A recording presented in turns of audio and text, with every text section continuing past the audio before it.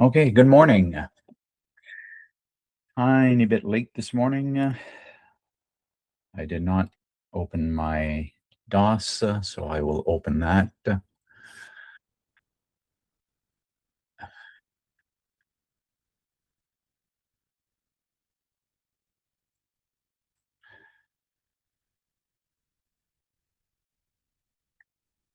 Okay.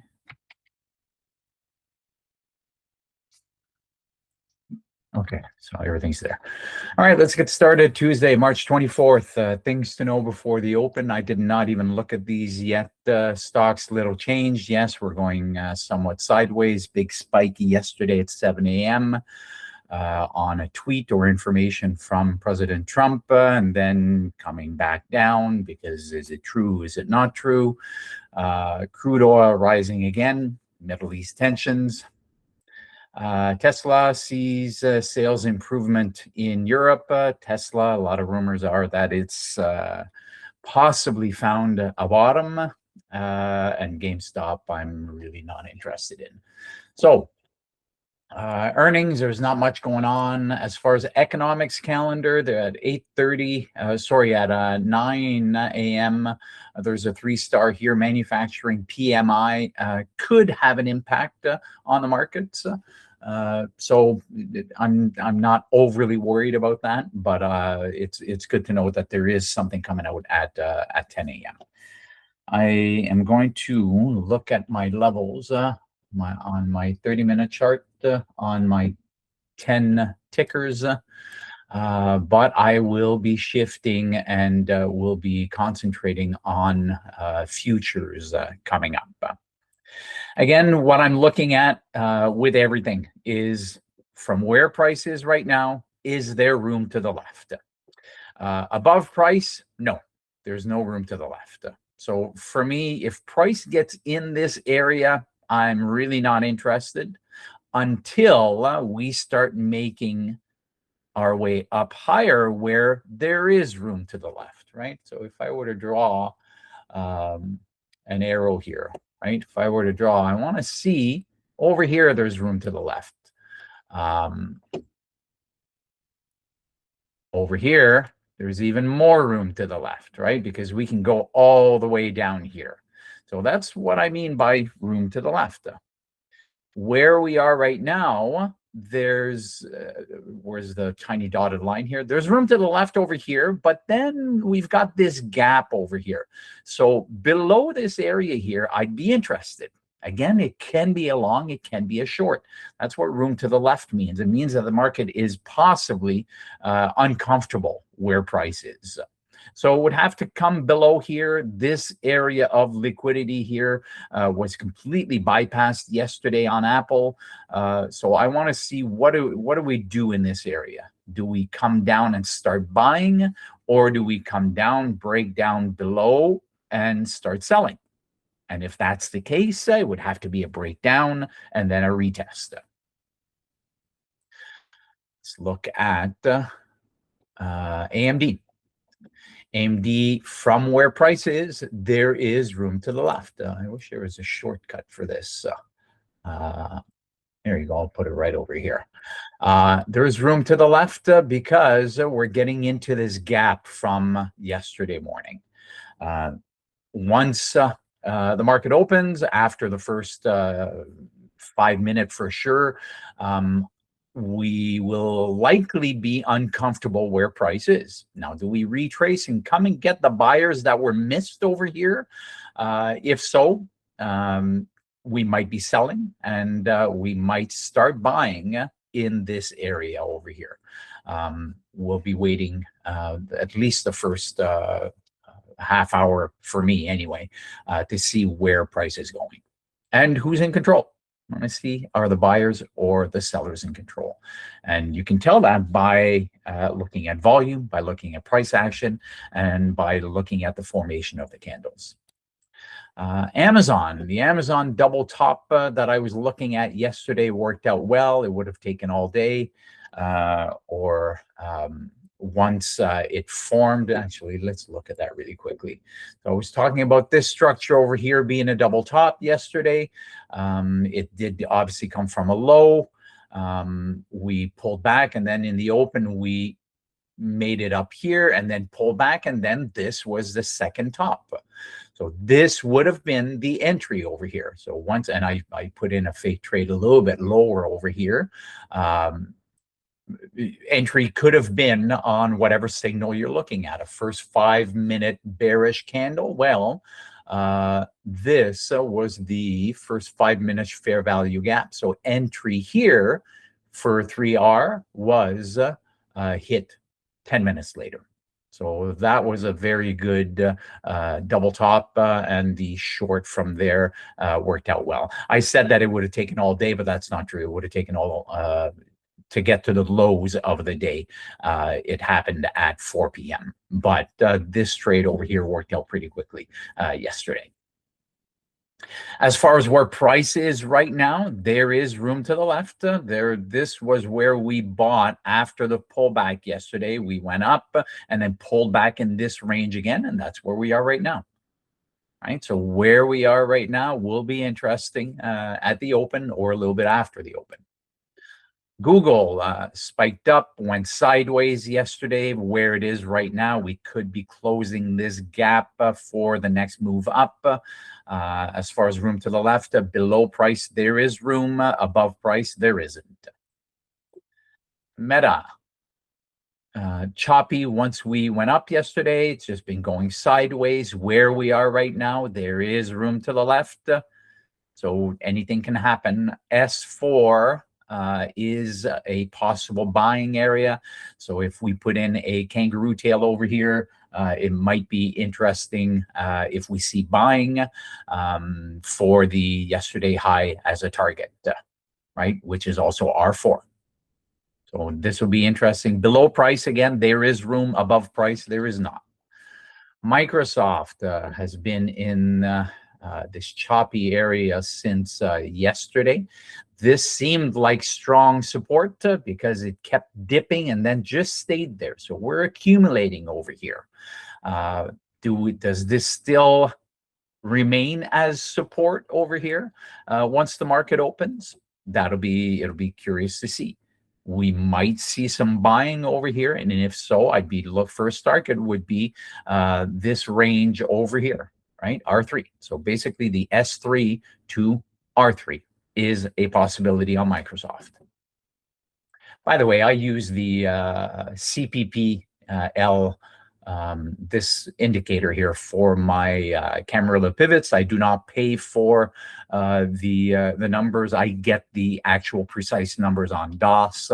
But I find that these, because I don't only trade this, I just like having them on my screen just to help in decision making.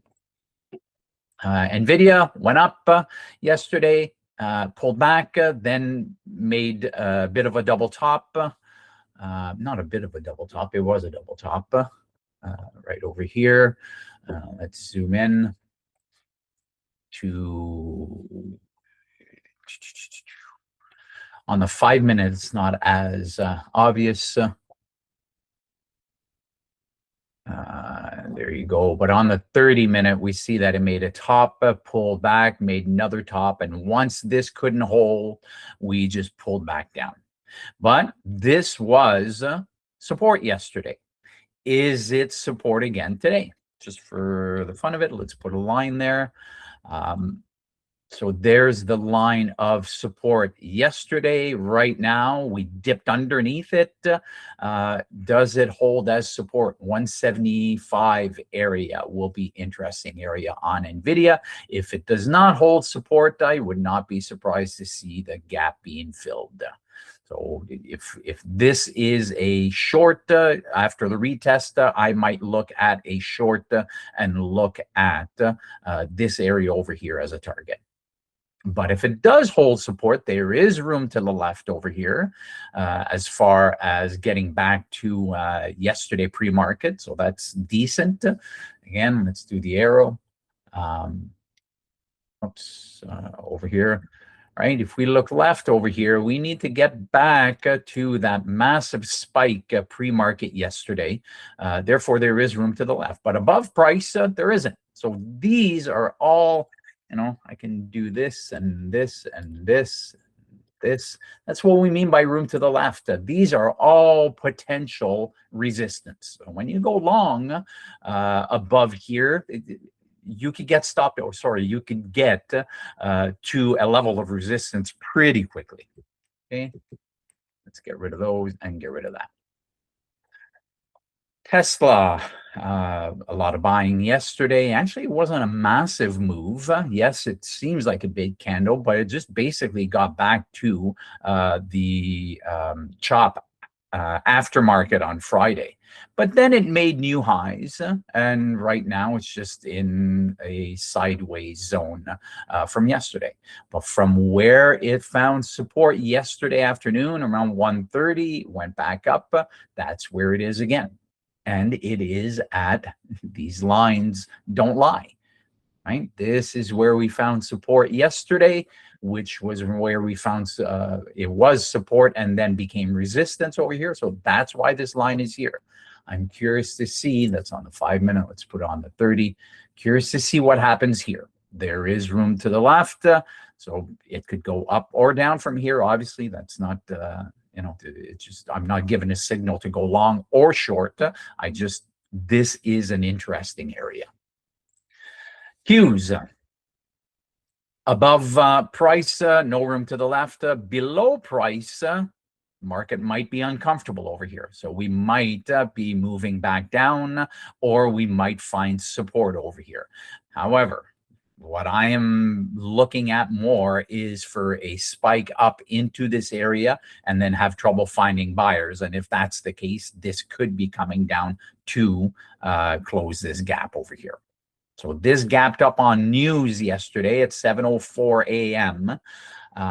Where Trump announced that there were talks with Iran. But then shortly after, there was news that, Iran was saying, well, no, we haven't been in talks. So then we started pulling back. By this time, everybody knows that, by the way, the market is open. Anybody who's paying attention to me right now, I'm sure if you trade the open, you're not, but good luck if you trade the open. So that's what I'm looking at in Qs as well as SPY. I want to see, do we try to come back here and then have trouble finding buyers? And if that's the case, we could be making lows down to the low of yesterday before that announcement. And like I said, SPY is almost identical. Okay, so I will come back to the futures in a few minutes. Let's look at what the market is doing on the 5-minute time scale.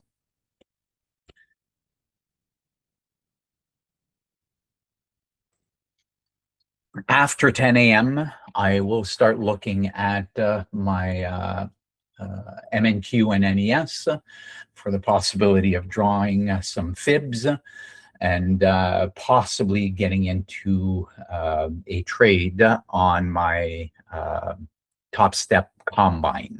I have not taken a trade. I took a trade yesterday just to try out some of the entry and exit tools. Just when it was in an area of chop, I just figured it wasn't too risky.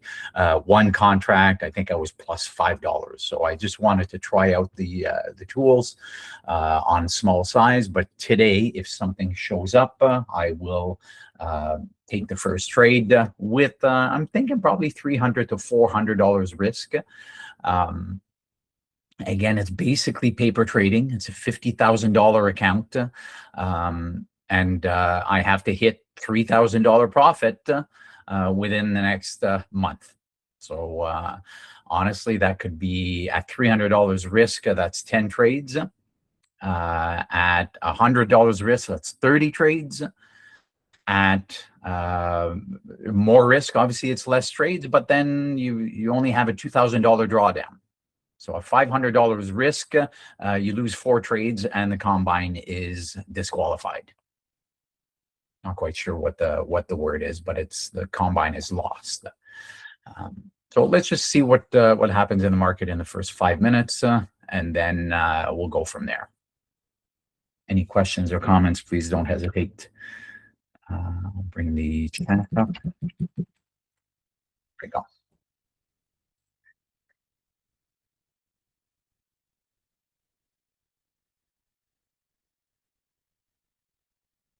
And considering I'm not doing anything in the first little bit, I'll be right back. Give me 2 or 3 minutes.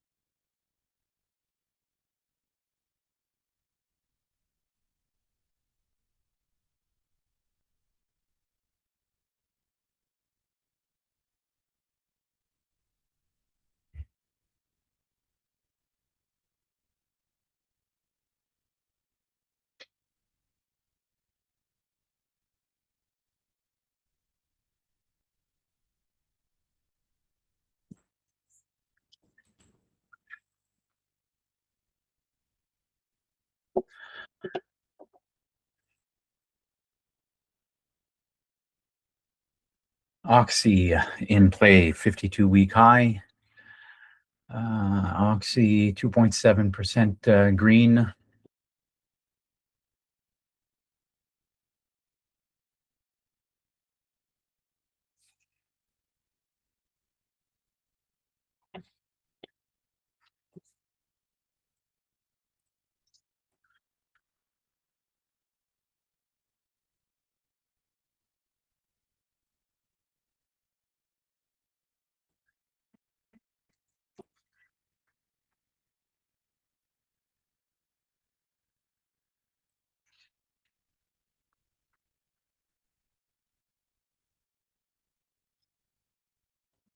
Here, I'll share what I'm looking at on and what I plan to trade with the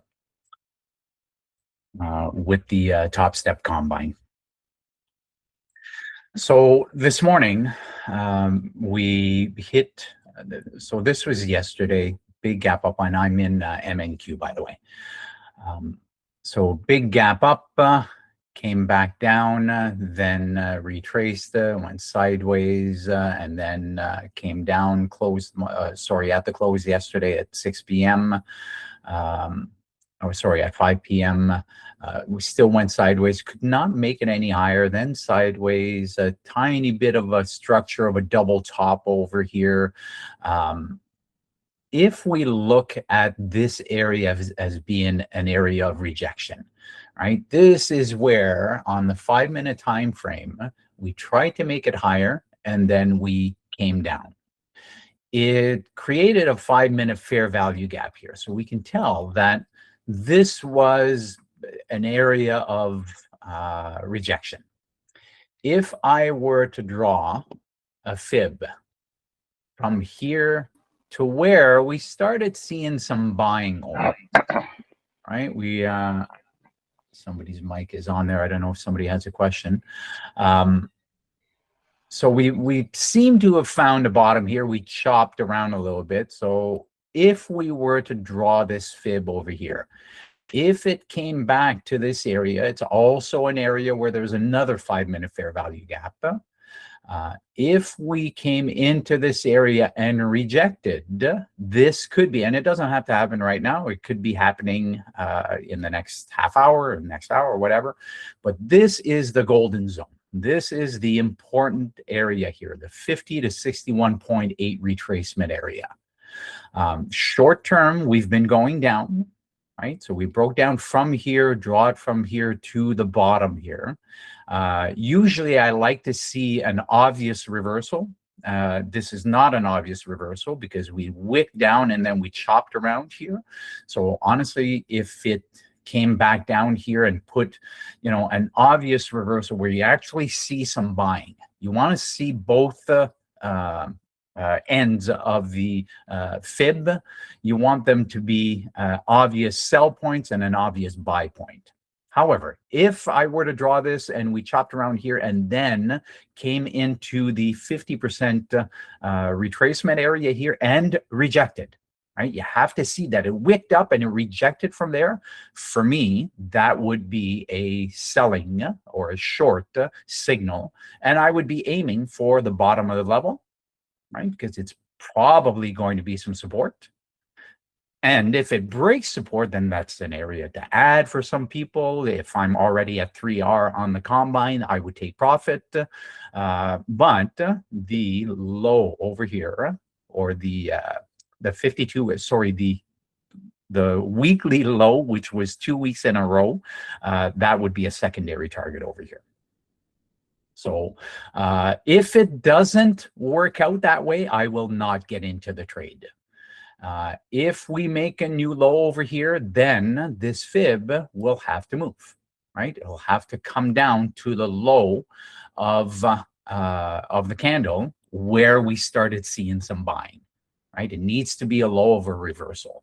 So that's what I'm looking at. I'm going to take it off right now because it's not an ideal setup. We could be selling, but for me to get in, this is not a signal to get in because there's obvious possible support right here. And then there's S3. But if we break down below S3, I would not be surprised to come and retest the weekly low over here. There are a lot of people that if we wanted to go long, there's a lot of buyers that were missed over here because this all happened pre-market. All right, so hopefully that makes sense for the fib, the golden zone retracement. I will be explaining it further. And then I want to share this tool. And I'll go to the short. This over here. There we go. So yes, there's a lot of information in here, but honestly, there's only a few entries. So if I do take a position, I will explain how I size the position using my tool over here. I'm assuming MES is doing something different. Yes. Let's take these out. There you go. Again, this would be the top over here, not necessarily the top here. And it's not an exact science, by the way. Some people might draw it from here. I might draw from here. This is where we really started rejecting. And then you have to get down to where are we seeing buying, right? Let's just put it here for the fun of it for now, because that's where price is now. If it were to come back into the 50% area here and it has to show rejection of this area, it might be a short from here. So I'll be using this extensively over the next couple weeks. All right, so you can tell that I don't trade the open because here I am talking while price is moving over here. I'm really not that interested because I don't like trading the volatile first 15 minutes to the first half hour. This is definitely an interesting candle forming here on SPY as well as Qs, took out liquidity of the low. Right? This is a signal for me to go if it forms, right? There's still 2 more minutes. So, and I'm not obviously not given any signals. Let's go down here. This I will bring up the SPY calls on my screen. I want to see the 650 calls, and I want to see what happens if we break above 650, 150 over here. So we'll see. Are we really seeing some buying? As in, who's in control? Let's put SPY over here. No large orders right now. There's a few at 650, 150, right? So we want to break this candle over here. So that's why this large order here, 10,000 shares.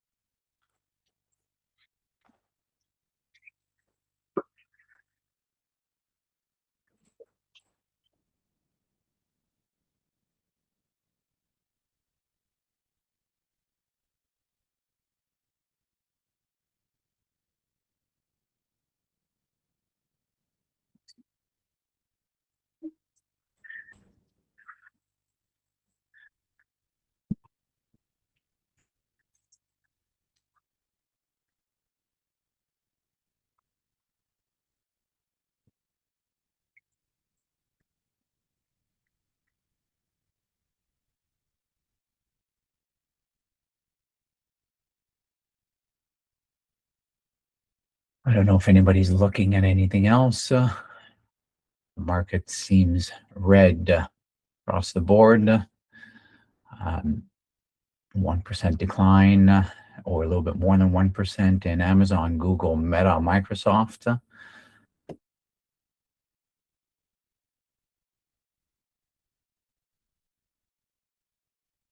The LTR -3. All right, so the candle closed. For it to be a long indication for me, I would have to see this candle, the open and close being closer to the top. Right now we close down here. We might be buying from here, who knows? But for me, I don't like that it closed red because this was showing weakness over here. But if it, and it didn't, the body of this candle needs to be within the body of the previous candle. So for me, this is not a signal to go long yet.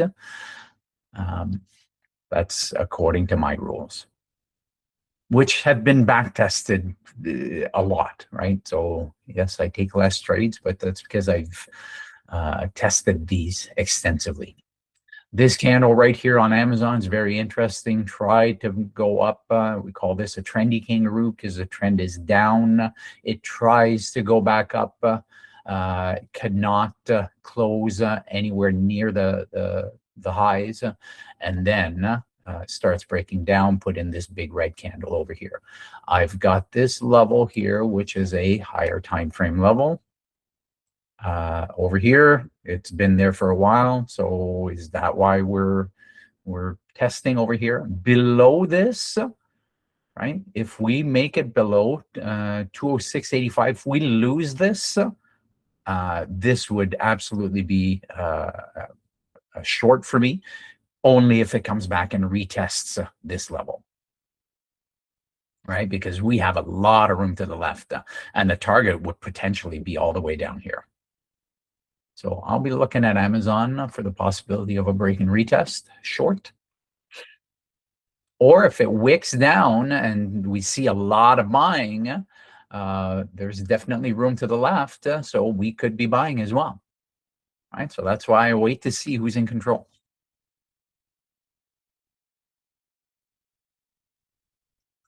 Apple, interesting, wicking up here, having trouble finding buyers.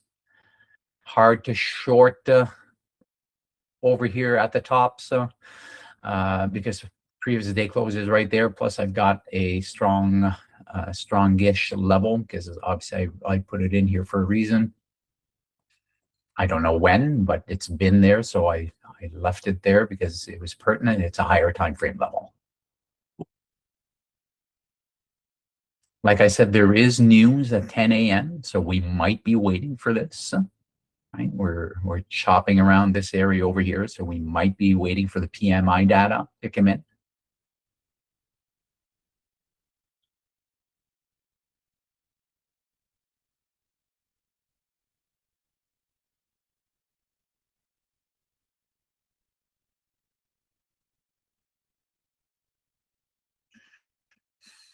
After 10, I will be bringing up my my trading view for the MNQ and MES just to see if there's anything setting up. Tesla putting in an interesting, or what could be an interesting candle over here. We took out liquidity to the left. If it were to close around 283 here and lose 283, it might be a short. However, again, something to look at. PDC's right here, right? So that is possible support. Can you make 3R from 383 to 381 or whatever? This is not quite 381 here. Interesting level. Putting the stop way above the wick here would be difficult. Will people be scalping this if it breaks down below? Yeah, absolutely. Not my style, but it could be a strong rejection of this level here. But I mean, the target would be PDC, and PDC is 380.85 on Tesla. So let's see what it does. Got to wait for the candle to close. Another 30 seconds to go. Let's put it up big screen here to show if it closes much lower over here, it's not an entry. See, it's because now it's no longer a kangaroo tail for me. The body needs to be within the previous candle. Right? It might be a short for someone, just not for me. There you go. So below 382.11 will be interesting. Let's put an alert here below 382.12. So if it makes it below here, it'll tell me. Not because I want to get in, just because I'd like to show it.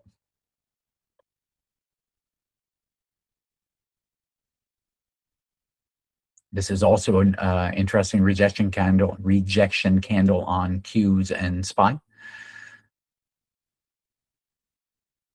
Right? Try to make it higher, but then close near the bottom. We have broken or making a new low, and it has not flushed. So there's definitely some buying happening over here.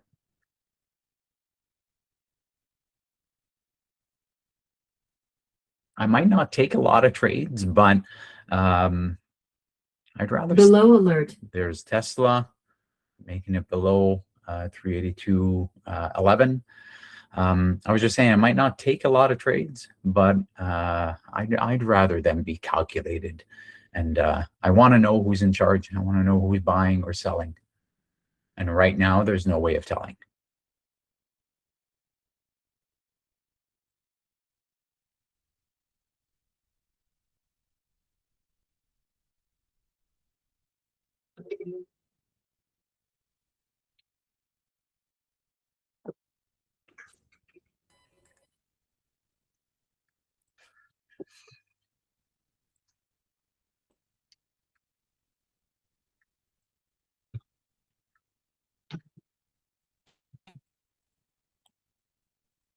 Hello, I hear a microphone going on. Somebody want to break the silence? Hey, Joe, that's me. Just joined. Oh, hey, Avi, how's it going? All good, man. How's it going over here? Good. Just looking at seeing what the market's doing. Not taking anything until after 10 a.m. if something sets up. I was just talking about this Tesla wick over here. I don't know if you see my screen, but Tesla wicked up. This is my it almost looks like my my kangaroo tail short, but the body of the 5-minute candle needs to be within the body of the previous candle. And I wouldn't short here because PDC is right there. So, but I was just saying, some people might scalp this, and it went down $1 very quickly, right? 382.50 to 381.50. So for scalpers, this is something they look at. What are you looking at, Avi? Nice. That looks interesting. I am in a live position on MES short since, I don't know, probably 2 hours ago, something like that, a little while ago. So I just showed up at my computer. Let me pull it up, get it all working. That's interesting on Tesla. Wow. I forgot what those wicks on Tesla look like. It's been too long. Yeah, they're Tesla's a beast. I mean, I over the years have been cut up by Tesla many times. So yeah. Interesting candles on Apple as well, wicking above pre-market. Sorry, what is this level here? Is it that's yesterday high? I wish you could label them in DOS. I could make them different, I guess. But anyway, the 252 level here, rejecting 1, 2, 3, 4 candles, rejecting the 252 level here. So something going on there, huh? Yeah, interesting there. If it breaks down below PDC, especially near the 10 o'clock hour, depending on what news, PMI coming out at 10, I don't know if it's going to have any impact, but it is a 3-star importance. But Apple shaping up could be a short here if it rejects these levels, and target would be 250, which is $1.50 away. So it's hard to make money on something like this, especially with the stop having to be above the wicks. So not something I'm planning on taking. So you shorted MES. Yeah, just sitting on this. Yeah. It's been a while since probably 30 minutes before the open. It's about 2 hours ago, hour and a half, something like that. Yeah. Do you mind saying what was your entry? Just breaking down below a level, or was it on the tick chart? Pretty simple, really. I had this key level here, which was earlier overnight. It was basically resistance. It had a breakout, then it came back, turned itself into support.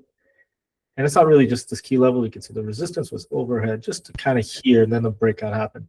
Then when it came back, and it bounced twice in the exact same place right there. So I just moved the level. You can see that precision right there.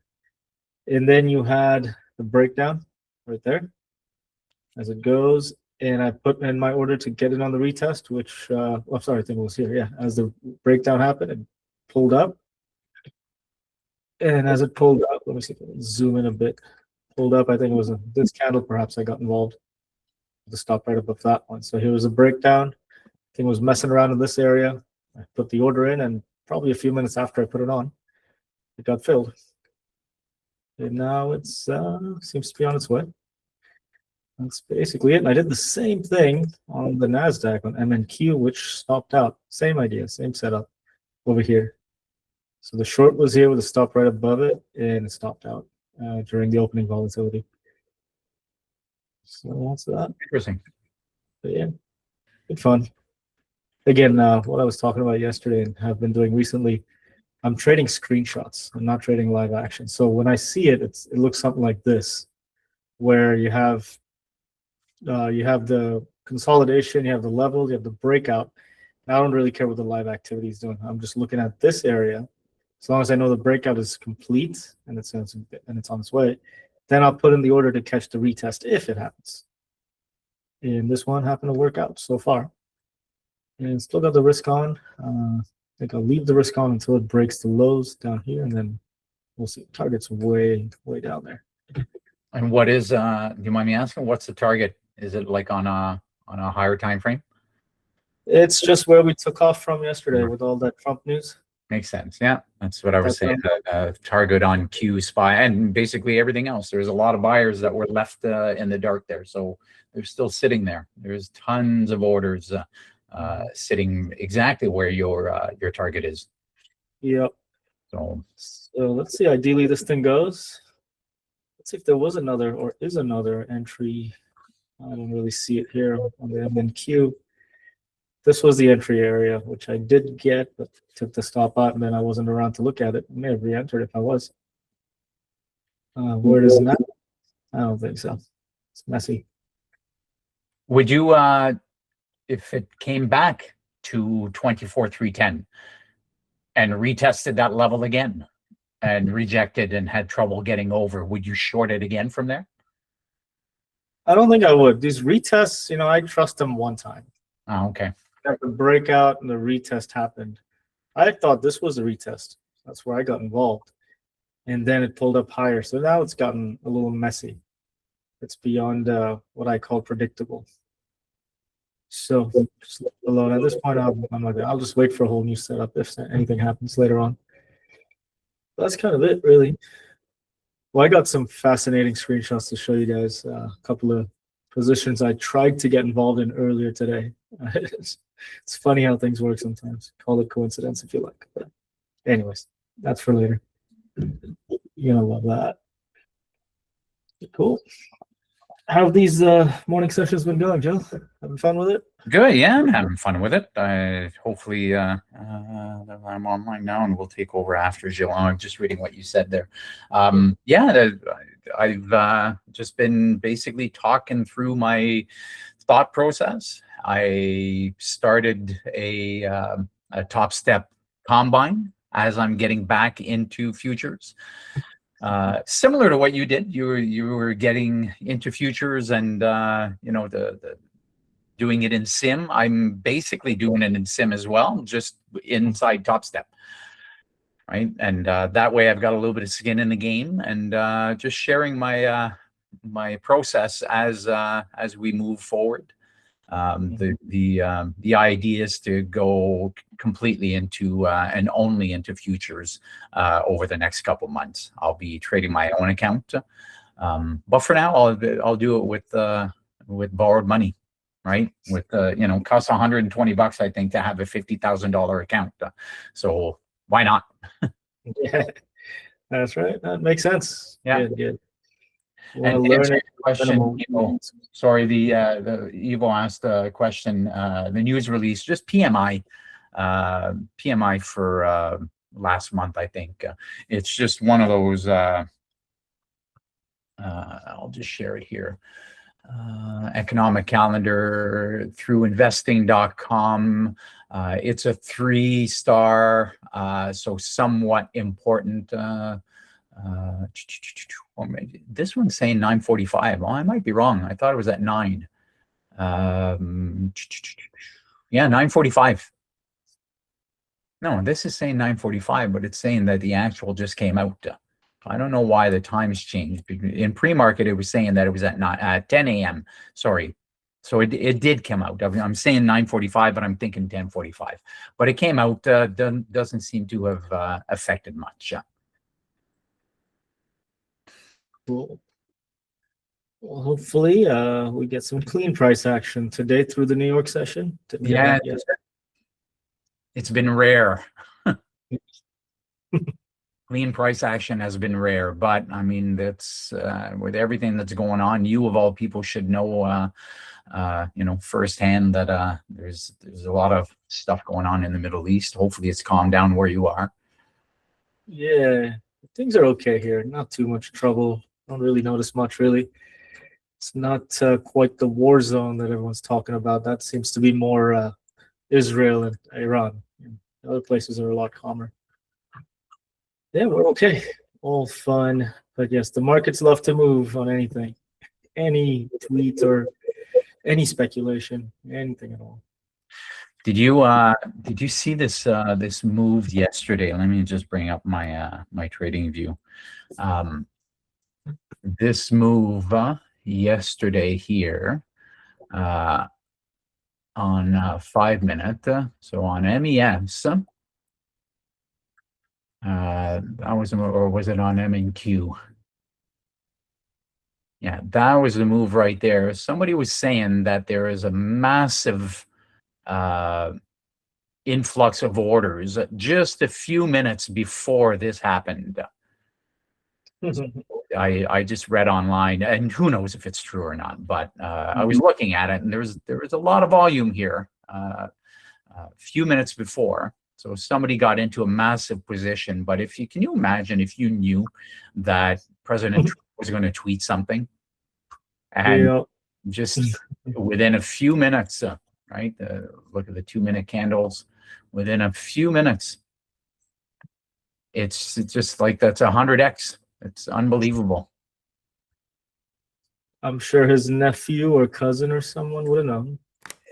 You know what? And it would be, you know what, with burner phones, and I don't want to be a conspiracy theorist, but it would be easy to get away with it, or I think it would be somewhat easy. I mean, I would never be able to live with my conscience, but there's some people that know stuff before we do. That's for sure. That's my point. Absolutely right. It's happened before. Yeah, not calling out anybody, but you know, there's you have people like Nancy Pelosi that's worth hundreds of millions of dollars, and she makes $200,000 a year. You know, so there's some people that obviously have information before the retail trader does. Mm-hmm. Oh yeah, the lovely guys who did the 2008 crisis, the big drop, and then the big gain, as well as 9/11 when the markets had to shut down. Oh my God, yeah. There was a lot of profiteering. Of course, people well positioned minutes before all of it. Anyways, I don't know the details, but in my understanding of how the world works, these are very reasonable things. Yeah. And again, I mean, there's a lot of people that were short here, right? There are a lot of people that were short MNQ, long-term positions short, probably bringing their stops down, and then all of a sudden, poof. I mean, everybody gets stopped out here. So, but at the end of the day, I'm glad I wasn't in any position. And, you know, if I were in a position, I would have had a range order set. So I would have had a stop. I would have been protected. So, yeah. Got to be careful with the markets, guys. Yeah. Always, always, always, always. Cool. Well, it's your show, Jill. Don't let me step on your toes here. No worries. You're done, and I'll bring some other stuff on. Yeah. Okay. I was saying that I was going to look at if there was a bit of a pullback, if there was some buying over here.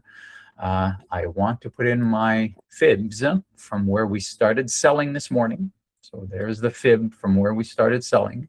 I'm going to put it to the bottom because we did see some buying over here, right? There is a 5-minute fair value gap that was created.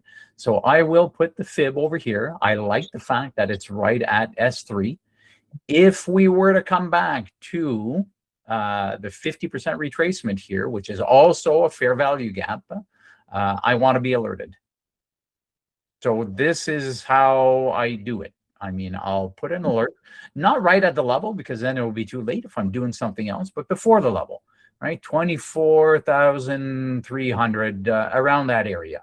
Set an alert, boom, it's on there. If I'm somewhere else in the house, or, you know, if I live in near the beach, you can be at the beach with your tablet and just start looking at it once it triggers. So that's what I'm looking at, the possibility for MNQ right now. It seems somewhat weak. I'd like to see it retest this level again. And if it tested it and gave me reverse hammer, something with a long wick and obvious rejection, this could possibly be a short. And if it does pan out, and if I do take it in the top step, then I'll share it. If it happens in the next 20 minutes, that is. If not, then I'll share it tomorrow. Very similar setup in MES. Might be setting up a little bit better in MES, actually. So I will set the fib from where we rejected. right, from this area. This was the high, the small double top over here. And I'll put it over here by saying it was setting up an MES. I just meant that it seems to be getting close to the 50 right now.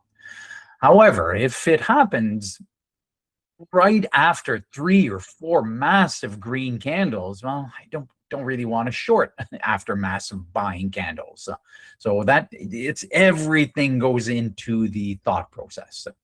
But that's the fib that I'm looking at. That's the area I'm looking at. Very similar area to where Avi shorted on MNQ or MES. I mean, sorry. So might be getting close to his stop over here. I will set an alert to see if we get if we take this out. So there you go. Yep, I just took the stop a moment ago. So oh, did you? Yeah. Yep. It went the other way, so let's do that. Yeah, and that's what I meant by the fib level here. Fibs are, you know what, a ton of traders use fibs. They work because people use them. They don't work because it's, you know, the actual Fibonacci sequence that reproduces everywhere in nature and the universe and our own body. Everybody knows about the Vitruvian Man, and you know, being a math guy, I know about fibs and I know how they're everywhere. They don't necessarily work because of the 50 and the 61. They work because somebody at one point used it and then more people used it.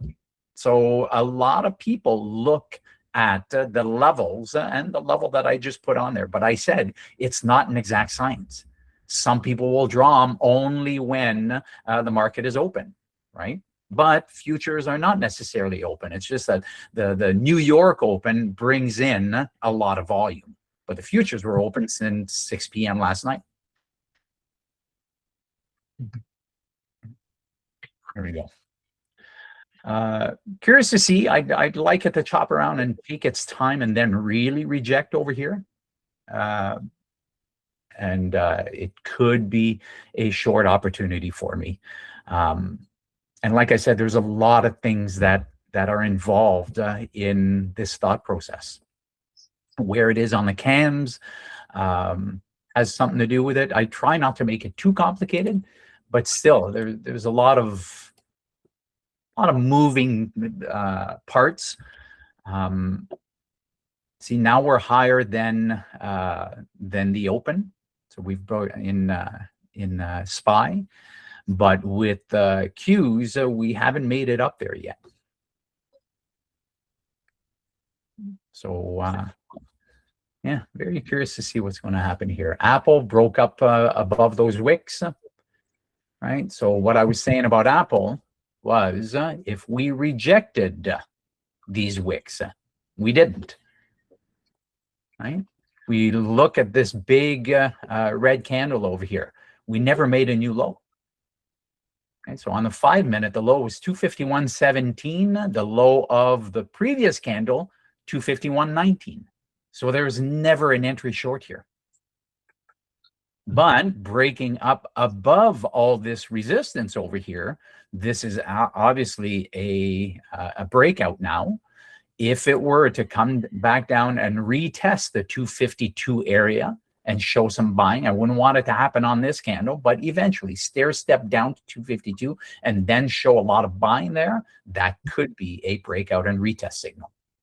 Right, so I will put an alert in DOS, 252.20 area. If we come down below here, I want to be alerted.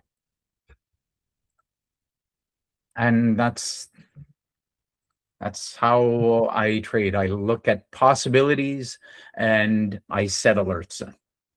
I might miss some, but you know what? At the end of the day, I'd rather be more precise and trade less.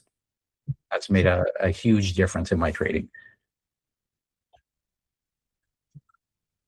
Microsoft breaking down, you know, below PDC, below pre-market low, and below yesterday low.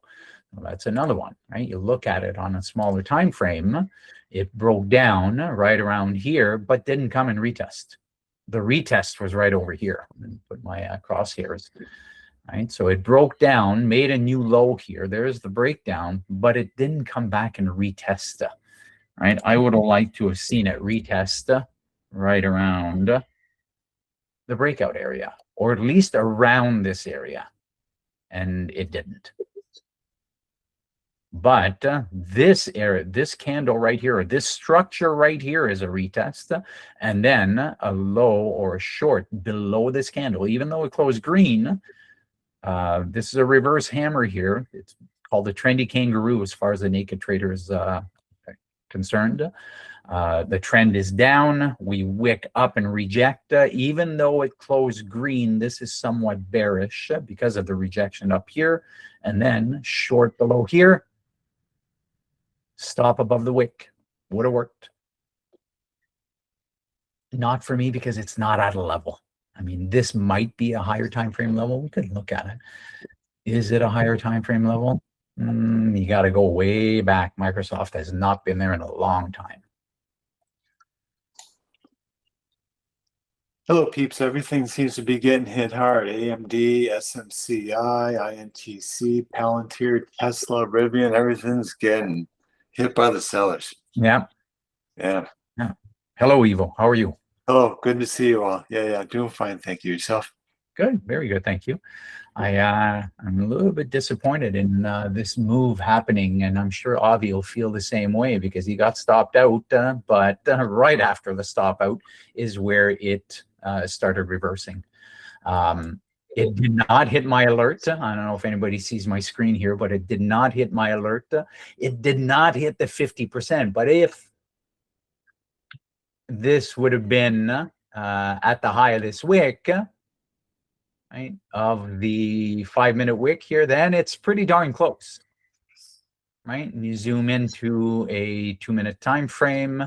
I like to look for a fair value gap form, but it doesn't mean that the move's happening right now. We could still come back up here, and that's where I'm going to look at it. All right, so that's what I'm looking at on MES and MNQ. If we come back and retest this area, I'd be very curious to see if it's possible to get 3R from entry to S3. And since I have it on screen here, let's look at it. Just theoretically, let's go to, let's leave it like this. Theoretically, let's say that it came up, wicked up into the golden zone over here, the 50 to 61, and rejected. Let's put in the short tool and see. Again, it could happen later, but just to explain how I would take this. My entry would be, would have to be below the 50. So let's say it wicked up, my stop would be above the wick, which is imagined right now. There is no wick. But using the short tool over here, I can see that it's possible to get the 3R. Let's bring it to 3 over here. That's my minimum. I want to see, I mean, that's my minimum. If I get into something and I see a big patterns, one of the patterns that I use to get into a position, but on the reverse side, then I might get out at 2R. But usually, especially for the combine and the top step, I'm planning on doing it -1 +3, because with prop firms, they don't want to see massive spikes, right? If somebody had gotten long over here, and they wouldn't be able to use this trade. They wouldn't be able to profit on this trade. And that's one of the disadvantages of prop firms. But this would be possible, even if the stop was above the 61. Right? Then you bring it down and you go, is it possible to get to 3R before we hit the bottom here? And yes, it is. Right? So this could be, if it shapes up, it could be a good trade. Now, if you want to see how I actually trade it, let me bring up my sizing tool. And Actually, I'll put it in and then I'll bring it over. So let me put in the information. All right, so let's say I use this as the entry. So 24,313 on MNQ. So MNQ 24, did I say 313? 24, 310. 24, 310 is the entry. The stop loss, 24, 364. 364. Points at risk are 54. At a $500 risk, or 1% of 50,000, it would be 4 contracts. All right, so the account size for the top step, it is a $50,000 account. It calculates 1/3%. And the reason I chose 1/3 is if you get 3R, that adds up to 1%. So you've made 1% on one trade. It also calculates the advanced risk for somebody who's learning at 1%, it's 500. And then the actual risk is a user input. So I've put in 500. The tool I chose is MNQ, but I've got most futures over here and they calculate automatically. So I've got MNQ over here. It shows you what the dollar per point is, shows you the tick size and the tick value, what margin you need per contract. I've put in my entry of 24,310 and my stop loss of 24,364. If I had said 24,364.15, let's say, it would have said, no, that's not a valid tick size for MNQ. But it is a valid tick size because it has to be on 25-cent intervals. So points at risk is 54. Basically, it's saying that you're with 54 points at risk, one contract is $108. So if your actual risk is $500, this is saying, well, you can risk up to 4 contracts. Your total risk is 432. Yes, it's less than 500 because if I went to 5 contracts, it would be more than 500. It checks to make sure that your margin is okay according to your account size. And then it gives you, well, if you want 2R, 3R, or 4R, these are your targets. But let's say I've got a target of the weekly low. So 23,975. 23,975. You put that in and it says, well, if you make it all the way down there with 4 contracts, your total profit would be 2680. Your total R multiple is 5.36. And then this is basically the trade plan taken from here, but it puts in the information just in somewhat of an easier way to look at it. So that's what I use. I mean, it might look complicated, but when you're used to it, it goes pretty fast. And it's just a really good way to figure out how many contracts do I want to risk. Right? Instead of just hitting a button, I like being a little bit more. And I mean, if you're trading your own account and you've got a large account, then you can go in with 5 contracts or 10 contracts and you can add into the position. But when you're doing it with Top Step, you have to do it with fixed risk. Right? So anyway, hopefully that makes sense. Yeah, guys, that's the most important thing. It's all risk management, really. Everything else is, well, not difficult to understand, but at least it's easier to execute. It's risk management that I think is the most difficult to execute for everybody. So if you can make it a procedure, make it procedural, you can try and remove some of the emotional behavior, put it that way. And that helps, especially in the first few years. It really helps.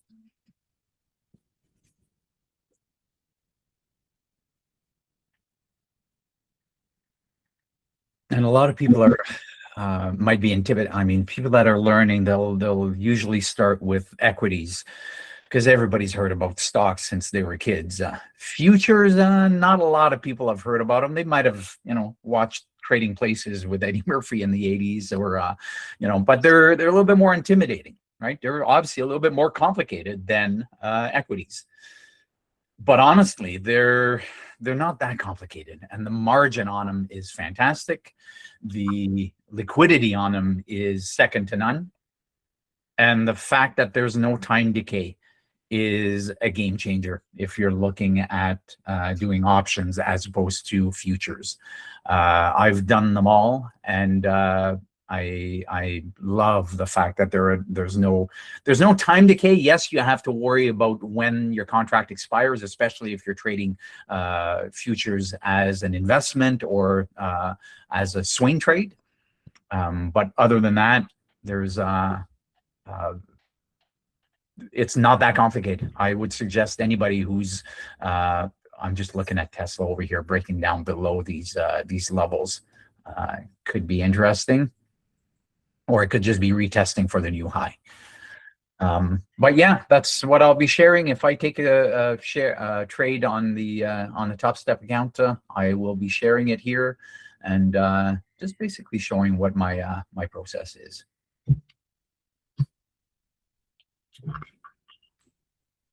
Is anybody involved in? Has anybody taken anything yet? Evo said Palantir near potential bounce area. Yeah, blew past that. I think I'm just kind of watching and just drawing some levels right now. I'm waiting, but nothing yet. Yeah, PLTR. So it absolutely retraced to the breakout area from yesterday. So a massive breakout and retest. By massive, I mean as far as time, 24 hours has gone by. It could be a strong level of support because actually, sorry, the breakout was even lower. That was at the open yesterday. The breakout happened at 7 a.m. right over here. So let me just draw a level here. So the 149.58 is where it was before the breakout. There's a lot of selling over that KT on Palantir this morning. Took out all three levels. PDC, yesterday high, pre-market high. And that is one strong selling candle here. Very difficult to go short here because your stop would potentially have to be above the wick. But this is basically what you're looking for. You want to see that it took out all the liquidity over here. A lot of people were trying to go long here and they just got trapped. A lot of trap buyers over here, and then they have to sell. And that's why we have this massive red candle. So all these people that were long getting stopped out. So interesting. Yeah. So you're thinking of you're looking at the possibility of bouncing. Oh yeah, along. Yeah, it's kind of near an area right now, but we'll just have to see. I think it's got some more selling off to go. So as you probably know, I look at all the leveraged ETFs. So I'm looking at PTIR for Palantir, and so this level around 1825 is of particular interest. That's the previous day low from yesterday. But if this level fails, then I think we could head all the way down to about $17, which would be the pre-market low from yesterday, if it really wants to retrace. So we'll see what happens around here if we get any signs of selling exhaustion. So I'm just kind of watching. Yeah. That would be my Q signal if there's some sort of volume anomaly in this area. Then I need to be on the lookout for a potential trigger. So I think it still has time to bake if it wants to move up. Awesome. Thanks for sharing. I think somebody's got a hand up. It's me, actually. I have a question, actually, on Tesla. I'm looking at Tesla right now. When we plot it in 1D, basically daily, we see actually quite a big support that was broken the day before yesterday at 385 on a daily time frame. Yeah. Can you see my screen? I can, yes. Okay. Yeah, and Avi's there too, so I don't know if he can see the Tesla there. So yeah, we broke down below what this. I can zoom out a little bit more, but yeah, this was potential support I don't know if it was support from a higher time frame because it touched it, but then just broke right down below it. And then it was resistance, resistance, and resistance again, and now it's chopping around there. So, sorry, what was your question? Well, the question is actually, if you plot it in a daily time frame, I can see that it's actually dropping down all the way to a support level, which is at around 383-ish, almost. That was the support level from May 2025, and then it bounced back up to the level that it broke down, which is right now here at 385. And I'm basically looking, exactly. I'm looking at it to kind of short it. But, to be able to initiate the short, I don't know what criteria should be met so I can actually go for short. Do you mind me asking, are you looking for a swing short? I mean, is it a trade or is it something that you're looking for a target, down in this area? Are you, right? Is it a longer time frame short or is it a trade? But I'm hoping it can be like within a day or two, rather than just sitting on it for a few days, for weeks.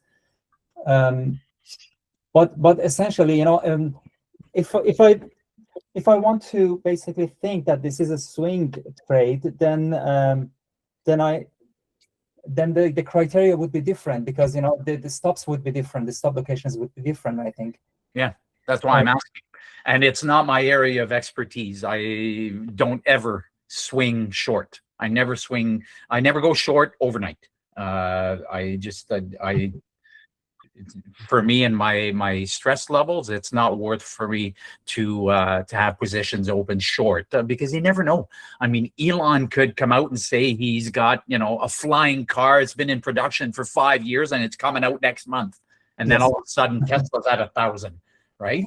Yeah, correct. That's for me. Obviously that's an exaggeration. Well, who knows? Who knows with him? I mean, the guy is a freaking genius. I mean, I as an entrepreneur, I think he's incredible. But that's why I'm saying that it's not a position that I would get involved. However, I will say, as a trade, for me, the fact that it's above pre-market high, it's above PDC. As far as the cams are concerned, I can bring them up in a second. It would have to take out liquidity above here. Sorry, I've got an alarm going off. It would have to take out liquidity above, and by liquidity, I mean there's a lot of stops. A lot of people that went short here, their stops are right up above here. There's a lot of orders sitting above high. So if it went up there, wicked up, and then it's obvious that we can't find buyers. So for me, that the only way I would short here is a double top, or if it put in a kangaroo tail, meaning it wicks up, cannot find buyers, and then it's obvious that it's selling. But my first target would just be PDC. I'm not looking at going down to pre-market low, yesterday low. It could happen, but with my style, that's what I'd be looking for. I understand. Thank you. I don't know if Avi, you want to add something to that? Mm-hmm. Yeah, don't trade Tesla. Don't trade it. Don't invest in it. Don't swing it. Don't do nothing. You know what? I agree. Like I said before, I've been cut up so many times, but full disclosure, as an investment, I absolutely have positions in Tesla. I think that it can absolutely go higher than where it is right now. If they end up being able to produce their full self-driving the way that Elon's been promising it for years, if they can have success with the Optimus robots, I think Tesla can be double where it is right there. So I don't have large positions, but as far as an investment is concerned, I do have a small position to see if it can go higher. But yeah, as far as trading it, especially options, they're get your face ripped off. Yeah. It's exciting to trade Tesla, but for most people, It's just that little bit of excitement, and then trust me, once you start blowing up accounts, they're not excited anymore. Yeah. So please be careful. Most people lose money with Tesla. Yeah. Thank you. Hey, no problem. Hopefully it was somewhat helpful. I know I can be long-winded sometimes, but you know, I like giving pretty much everything that comes to mind as far as information. If I were to short this, and we just put in a level here at 383, so that is a possible area of support. I wouldn't be shorting here, right? And then below 383, I mean, you've got PDC at 381. So that's $2. So I'm not saying it can't go all the way down here, but for me, it's not a short. It is past 10:30, so I was going to walk away. However, I just want to say that this area, let me bring up my trading view again. This area on MES is getting interesting, right? I want to see what it does over here. Like I said, the fib is not an exact science, but I think it's obvious that there is a level there, right? We touched it this morning, then we blew past it, then we touched it again. Are we going to touch it again? Will it go into this area and reject? If it does, I will take it. If it proves to be a good area for me to short, and then I'll share my my trade with you guys tomorrow. All right. That being said, it's 10:30. I'm gonna log off. Avi, I don't know. Are you sticking around? Yeah, I'll do a session now. So thanks a lot, Jill. This was great. Okay. All right. Love it. Thanks, gang. All right. Thank you. All right, guys. Let me get everything up and running here. Yeah, there you go. I got a screen.